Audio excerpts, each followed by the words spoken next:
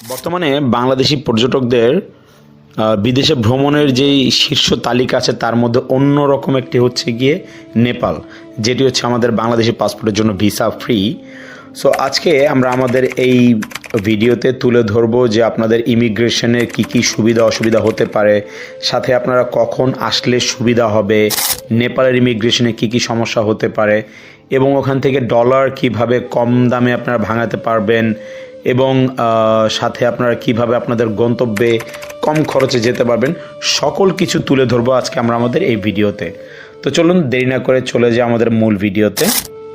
নেপাল যাচ্ছি না বিনা visa America যাচ্ছি বুঝতেছি না, যেই প্যারা দিতেছে খাইছে রে, কত কি যে চায়, টিন সার্টিফিকেট, টিনের ক্লিয়ারেন্স, মানে নেপালে সবসময় শুনে আসছি যে হোটেল বুকিং আর এয়ার টিকিট কনফার্ম হলে নাকি হয়ে যায়, তারপর টুকটাক কিছু ঠিক আছে চাইতে পারে, বাট এই জন্য টিন রিটার্ন বিজনেসের এই ডিটেলস ডিটেলস একদমই অবস্থা খারাপ করে বলতেছে। তো ফাইনালি আমরা ছাড়া পেয়ে গেলাম আমাদের ইমিগ্রেশনের যত ঝামেলা ছিল সব কিছু থেকে।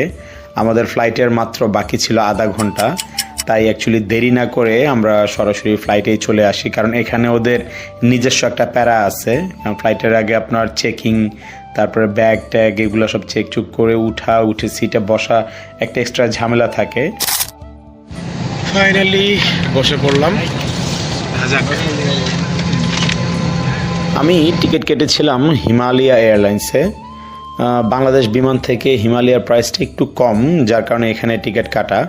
কিন্তু এই ফ্লাইটটা যথেষ্ট ডিসঅ্যাপয়েন্টিং ছিল। তাদের ফ্লাইটের সময় থেকে শুরু করে তাদের এয়ার হোস্টেসের সার্ভিস খুবই বাজে ছিল। এক কথায় প্রাইস কম হওয়াতে যে মানে ভালো কিছু তারা দিতে পারে নাই, এই হচ্ছে হিমালয়া এয়ারলাইন্সের অবস্থা ছিল। তো আপনারা যদি অতীতে কেউ এখান থেকে ট্রাভেল করে থাকেন হিমালয়া থেকে, আমাদের কমেন্ট করে অবশ্যই জানাবেন যে আপনাদের এক্সপিরিয়েন্সটা কেমন ছিল। তো যাই হোক, আমাদের ইমিগ্রেশনের 3 ঘন্টা পূর্বে হচ্ছে আমরা এয়ারপোর্টে চলে আসি, কারণ জানতাম যে এরকম একটা ঝামেলা হতে পারে, আমিও শুনেছিলাম। তো আসার পরে আমরা বোর্ডিং নিয়ে তারপর ইমিগ্রেশনে চলে আসি, কিন্তু ওখানে তারা আমাদের নেপালের যারা ছিল তাদের সকলকে আলাদা করে তাদের সকলের পাসপোর্ট জমা নিয়ে নেয়। নেওয়ার পরে হচ্ছে গিয়ে এক এক করে তারা সিঙ্গেল করে ডাকতে থাকে, নানানবিধি প্রশ্ন করতে থাকে। স্টুডেন্ট হলে তাদের স্টুডেন্টের আইডি, কাগজপত্র, অন্যান্য জিনিস দেখতে চায়। আর চাকরিজীবী হলে হচ্ছে গিয়ে আপনার মানে নো অবজেকশন লেটার, যেটা এনওসি দেখতে চায়। আর বিজনেসম্যান হলে আপনার টিন আছে কিনা, টিনের রিটার্ন দিচ্ছেন কিনা, এই নানানবিধি ধরনের প্রশ্ন করে। তো একবার দুইবার তিনবার প্রায় 4বার আমাকে টোটাল ডাকা হয়েছিল, ডেকে প্রশ্ন করছে। সো এরকম প্রত্যেকজনকে, শুধু যে আমাকে একা তা না, নেপালের যে কজন ছিল সবাইকেই অনেক প্যারা দিছে। কিন্তু ফাইনালি সবাইকে আমার জানা মতে যে ছেড়ে দিছে। আমি সবার আগেই ছাড়া পেয়ে গেছিলাম, আমার আগে মনে হয় 2 জন ছিল। আমরা প্রায় 30 জনের মতো একসাথে পাসপোর্ট নিয়ে নেয়। তো এর মধ্যে থেকে আমি 2 বা 3 নম্বরে আমার পাসপোর্টটা দিয়ে দিয়েছিল। সো পরে দেখলাম যে মোটামুটি সবাইকে ছেড়ে দিছে। কিন্তু আপনাদের যে ব্যাপারটা হচ্ছে গিয়ে মনে রাখতে হবে যে আপনাদের একটু আর্লি আসতে হবে, কারণ ইমিগ্রেশনের একটা প্যারা থাকে।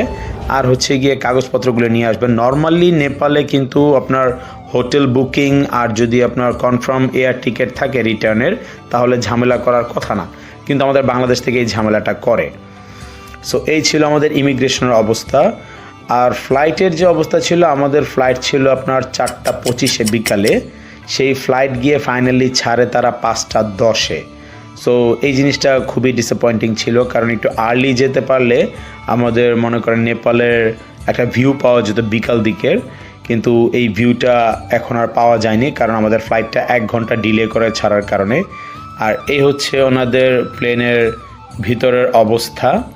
একেবারে খুব বড় একটা প্লেন তা না, মোটামুটি ছোটোখাটোর ভিতরেই। সো খারাপ ছিল না, সিট বা প্লেনের ভালোই ছিল, খারাপ ছিল না, মোটামুটি চলে। তো ফাইনালি প্রায় 1 ঘন্টা পরে হচ্ছে আমাদের ফ্লাইট ছেড়ে দিয়েছে, আমরা চলে যাচ্ছি নেপালের উদ্দেশ্যে। আর একটা জিনিস মনে রাখবেন যে এখানে যখন আপনার ফাইনাল চেকিংটা হয় ফ্লাইটের আগে, তারা কিন্তু আপনার হ্যান্ড ব্যাগে লিকুইড কোনো কিছু অ্যালাউ করে না। যারা ফার্স্ট টাইম তাদের জন্য বলে দেওয়া, যারা যাতায়াত করছেন তারা তো জানেনই। লিকুইড বলতে আপনার বডি স্প্রে, পারফিউম, তারপর আপনার পান করার মতো কোনো কিছু, পানি বা জুস টুস, এগুলো ওনারা টোটালি আপনার অ্যালাউ করবে না, বিনে ফেলে দিবে। এরপর হচ্ছে আপনার সাথে যদি কোনো লাইটার থাকে সেক্ষেত্রে সেটাও তারা অ্যালাউ করবে না, আগ্নেয়াস্ত্র টাইপের। যে আগুন ধরে এমন কোনো কিছু। সো এমন কিছু থাকলে আপনারা অবশ্যই এটা বুকিংয়ে দিয়ে দিবেন, তাহলে আপনাদের এই জিনিসগুলো ঝামেলা হবে না। না হলে হচ্ছে গিয়ে আপনাদের ফ্লাইটে ওঠার আগে সব কিছু ফেলে দিতে হবে।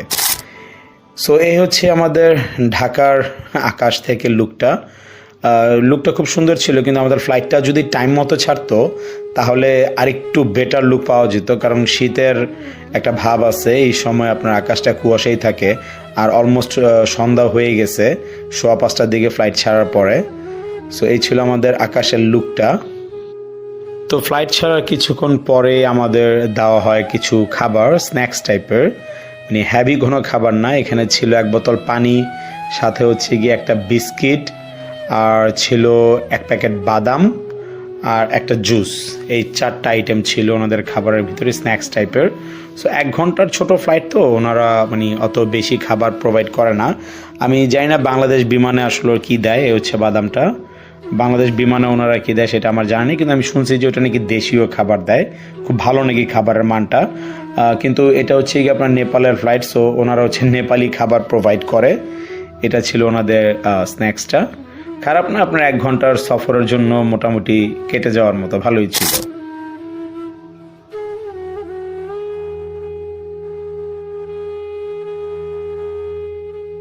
তো ঠিক 1 ঘন্টা পর আমরা পৌঁছে যাই নেপালে।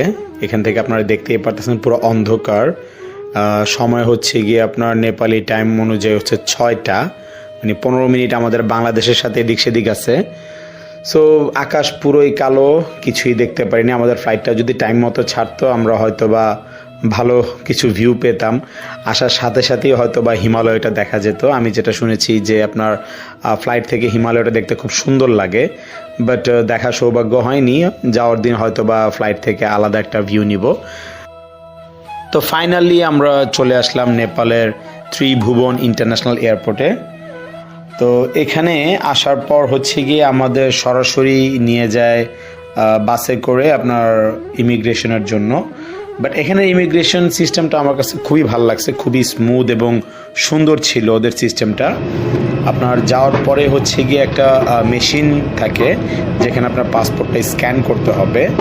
আর বাংলাদেশ থেকে যদি আপনারা ভিসা নিয়ে আসেন সেক্ষেত্রে তো আপনাদের এটা করতে হবে না। যারা ভিসা নিয়ে আসেননি প্রথমবারের মতো তাদের জন্য আপনার খুবই সিম্পল অ্যান্ড ইজি।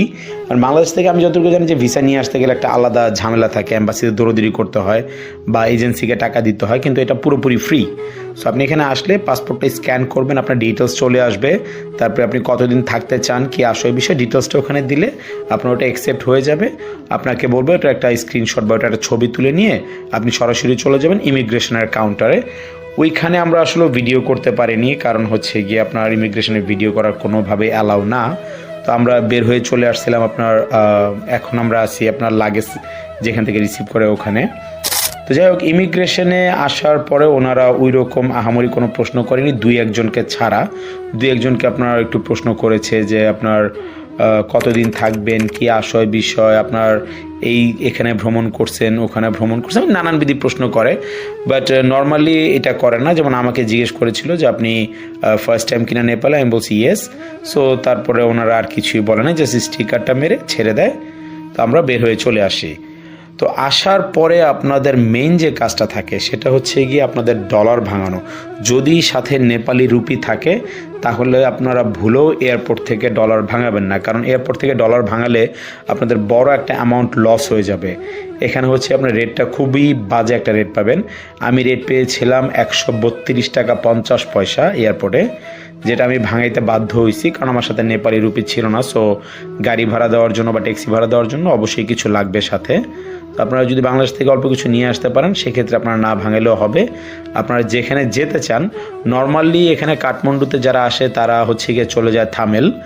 থামেলটা হচ্ছে গিয়ে সবচেয়ে ফেমাস বা পর্যটকদের জন্য আসলে ওই জায়গাটাই থামেলটা। সো ওখানে গিয়ে আপনারা মোটামুটি ভালো একটা রেট পাবেন। আমি দামাদামি করে 36 টাকা পর্যন্ত পেয়েছিলাম। এবার আসি ট্যাক্সি ভাড়ার ক্ষেত্রে।